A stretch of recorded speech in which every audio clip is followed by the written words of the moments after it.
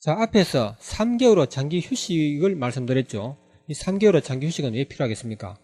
3개월 동안 자정사열을 원칙대로 실천하여 모두 9컵의 어혈을 제거한 다음에, 물론 생애를 포함해서 9컵입니다. 그 다음에는 3개월의 장기 휴식이 필요하다는 것입니다. 이 같은 3개월의 장기 휴식은 반드시 필요한 것입니까? 그렇지는 않습니다. 정해진 사열량과 요령을 잘 지키면서 10일 정도의 한 컵씩, 한 달에 3컵씩 계속 진행해도 무방합니다. 그럼에도 3개월의 장기 휴식을 권하는 이유는 크게 두 가지입니다. 첫째는 체력을 회복하여 더욱 안정적으로 자정사열을 계속하기 위한 것이고, 둘째는 자정사열을 시작하기 이전과 느낌을 비교하기 위한 것입니다. 그렇지 않겠습니까? 느낌을 한번 비교해 봐야 되겠죠. 자정사열을 계속하는 기간에는 평소보다 피가 모자라는 상태가 계속되어 좋다는 느낌을 별로 모르는 경우가 많습니다. 이때 3개월 정도 사열을 중단하면 정상 상태로 피가 회복되어 자신의 몸이 사열하기 이전보다 훨씬 더 좋아져 있음을 느끼게 되는 것입니다. 그리하여 자정요법에 대해 확신을 가지게 되고 이웃 사람들에게 진심으로 전파하기도 하겠죠.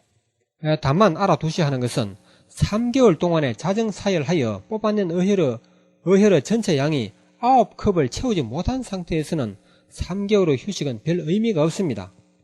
9컵을 채울 때까지 원칙대로 사열을 계속한 다음에 휴식해야 그 상쾌한 기분을 맛볼 수 있다는 것이죠. 만약 3개월 동안에 무슨 사정으로 9컵을 채우지 못했다면 1개월 더 연장해서 9컵을 채우십시오. 그런 다음에 3개월의 휴식을 취하시면 되는 것입니다. 100명 중에서 1명 정도는 개인의 특수한 사정에 의하여, 그리고 느낌 그 자체가 지닌 일반적인 착각 현상에 의하여 이런 느낌을 모를 가능성도 있습니다. 이런 느낌이란 좋은 느낌을 말합니다. 느낌에 대해서는 뒤에서 상세히 설명드리기로 하고요. 고혈압의 경우에 신장과 그 주변의 어혈을 제거하면 혈액순환이 잘 되어 고혈압을 상당 수준까지 고칠 수 있습니다. 그러나 그 효과는 당장 나타나는 것이 아니다. 고혈압의 치료 효과는 자정사열 후에 시간이 지나서 손실된 혈액이 보충되어야 효과를 확인할 수 있다는 것입니다. 그 이유는 앞에서 설명했지만 사열 과정에서 생혈의 손실과 함께 적혈구의 손실이 있기 때문에, 즉 생혈의 손실이 있기 때문에 신체의 영양과 산소의 공급이 부족해지기 마련입니다. 일시적으로. 다시 말해서 헤모 수치, 즉 헤모글로빈 수치가 떨어집니다. 영양과 산소의 공급이 부족해지면 심장은 더 빨리 뛰기 때문에 혈압은 상승 효과를 보이므로 자정사열을 하는 즉시 바로 혈압이 내려가는 것은 절대로 아닙니다. 이런 점을 이해하지 못하면 자정요법을 공부한 것이 아니라는 이야기입니다. 손실된 혈액과 혈구가 온전히 보충된 다음에 효과를 확인할 수 있음을 꼭 기억하셔야 됩니다. 자정사열을 오래 실천하면 고혈압은 흔적도 없이 사라집니다. 제 말을 믿으십시오. 제 말을 믿는 것이 아니고 자연의 이치를 믿으셔야 한다는 것입니다. 아시겠습니까? 고혈압 환자에게 먹던 약을 갑자기 끊으라고 해서도 안됩니다. 자정사열을 충분히 하여 혈압이 회복된 상태에서 약을 끊게 해야 합니다. 약을 주머니에 휴대함으로써 심리적인 안정감도 중요합니다. 고혈압 환자에게 그렇다는 말이죠. 주머니에 약이 떨어지면 심리적으로 불안하여 혈압을 부채질할 수도 있습니다. 만약 자정요법의 자정사열로 치료 효과를 못 봤다는 사람이 있다면 어혈을 충분히 제거하지 않았거나 혈자리를 잘못 찾은 것이 원인이 될 수 있습니다. 자정요법의 원리 이해가 부족한 때문일 수도 있습니다. 우리 몸에 나쁜 피를 제거하여 모세혈관을 열어주었는데도 고혈압이 치료되지 않았다는 것은 이 세상에 둘도 없는 거짓말입니다. 그렇지 않겠습니까? 그러나 꼭 알아둬야 하는 것은 자정사열을 조금 실천하고 어혈을 조금 빼놔놓고 고혈압이 낫기를 기다리는 것은 또한 어리석은 일입니다. 고혈압 환자라 하면 그 사람의 몸속에는 엄청난 양의 어혈이 들어있습니다. 그 어혈을 상당량 뽑아내야 효과를 볼 수 있겠죠. 당연한 말 아닙니까? 이곳저곳에 어혈이 산더미처럼 쌓여있는데 그 중에서 겨우 한 컵 정도를 뽑아놓고 고혈압이 치료되기를 바란다는 것은 그것은 아주 잘못된 생각이겠죠. 자정사열의 연령에 대해서 말씀드리겠습니다. 대략 9세 이상으로 보면 됩니다. 하지만 어린이는 이해를 못하여 거부함으로 꼭 필요한 경우가 아니라면 말뜻을 알아듣는 13세 이상이 될 때까지 기다려도 좋습니다. 15세 이하는 서두를 필요는 없겠지만 건강에 이상이 나타날 때는 반드시 자정요법의 자정사열로 검진하고 치료해야 합니다. 원인이 금방 밝혀지고 쉽게 건강을 회복할 수 있습니다. 자정사혈을 해야 할 어린이가 있을 경우에는 어른이 먼저 하는 모습을 평소에 보여주면서 다정하게 설명하여 준다면 어린이도 쉽게 적응할 수 있습니다. 특별한 병을 앓고 있는 어린이는 외외입니다. 나이에 관계없이 어떻게 해서든지 자정사혈로 검진하고 치료해야 한다고 봅니다. 다만 어린이가 놀라지 않도록 최선을 다해야 합니다. 잘 달려야 하고 적응할 시간과 절차도 반드시 필요합니다. 어떤 어린이, 나이가 6살입니다. 경북 구미에 살고 있습니다. 어떤 어린이는 부모가 자정사혈하는 모습을 몇 번 구경하다가 자신의 몸을 찔러서 사혈을 하였고 그 후 아빠의 등을 수차례 사혈해 주었다고 합니다. 사혈침은 어린이 손에 못 미치는 곳에 보관해야 하며 사용한 사혈침은 즉석에서 뽑아 버리는 습관을 가져야 합니다. 사혈침은 일회용이죠. 15세 이상이라면 50% 정도는 어떤 형태로든 건강에 이상이 있는 것으로 보아야 합니다. 중고등학생의 신부전증이나 암, 백혈병, 심지어는 당뇨병에 걸리는 사례가 많은 것은 무엇을 의미하겠습니까? 2005년 9월 중순 조선일보에 13세 소녀가 당뇨가 시작되어 수년간 고생하다가 20세에 거의 죽음에 임박했을 때 어머니의 췌장의 절반을 떼어서 옮기는 이식수술을 성공했다는 기사가 보도되었습니다. 생명이 얼마나 더 연장될지 알 수는 없지만 얼굴의 여드름이나 공부에 집중력이 떨어지거나 체력이 떨어지고 피로를 잘 느끼는 것도 청소년들은 무서운 병으로 보아야 합니다. 대수롭지 아니한 가벼운 병이 자라서 큰 병이 될 수 있는 것이죠. 15세 이상은 사혈이 필수는 아닐지라도 조금이라도 이상 증세가 보인다면 자정사혈로 건강검진을 하고 가벼운 병이라도 즉시 고쳐야 합니다. 그렇게 하여 큰 병도 정확하게 예방하는 것이죠. 현대의학으로는 할 수 없는 일입니다. 20세 이상이라면 누구든지 자정사혈 건강검진을 해야 합니다.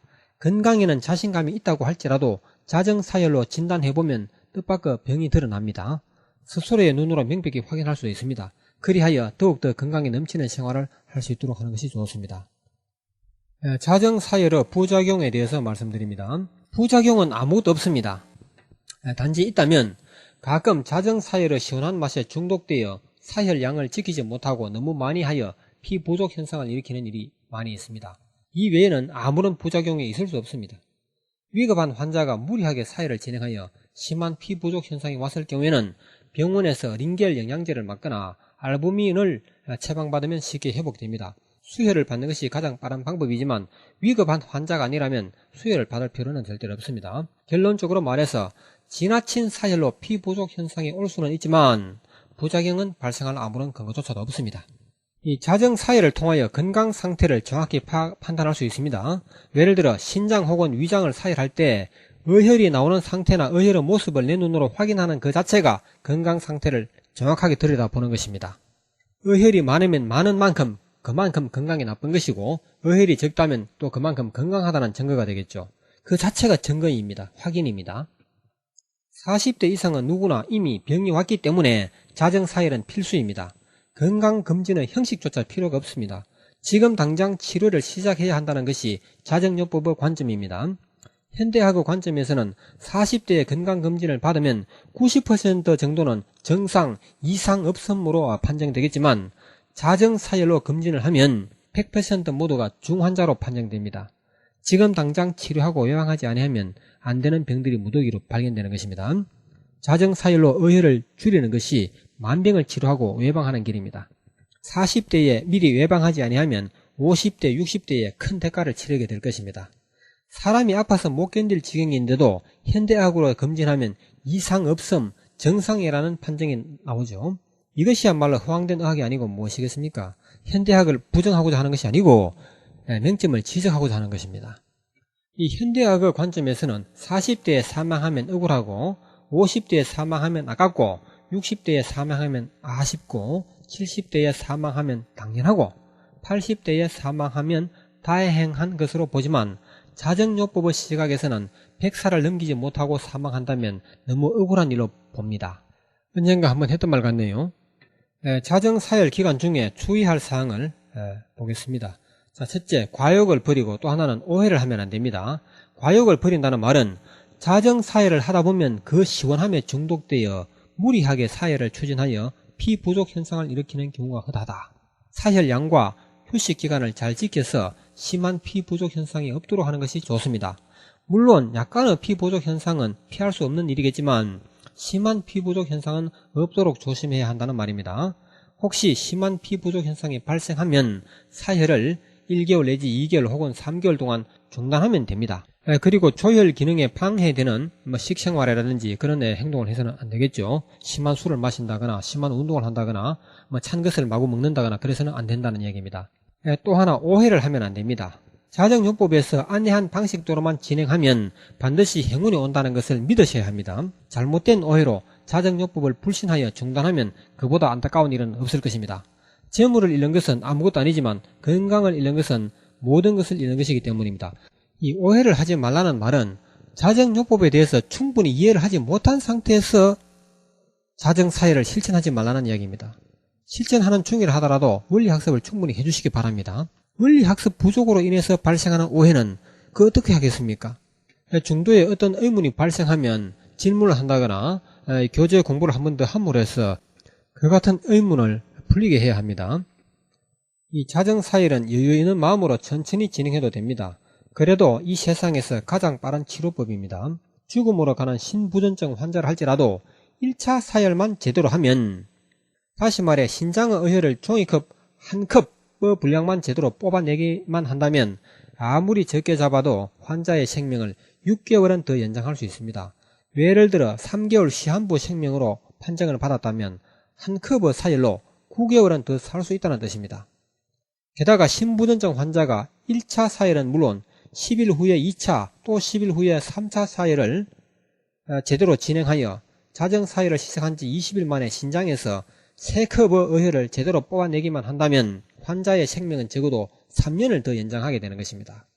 또 3개월 동안 9컵의 의혈을 제거하여 신장 주변의 의혈 양이 40% 이하로 떨어지기만 한다면 매우 건강한 상태로 회복된 것이며 앞으로 20년, 30년 동안은 신장병이 올 아무런 이유가 없습니다. 자, 결론적으로 말해서 자정사혈의 기본에만 충실한다면 서두르지 않아도 된다는 것입니다. 그러나 기본에 충실은 해야 합니다. 소홀히 하거나 게을리해서는 아니 됩니다. 이론학습에도 충실해야 합니다.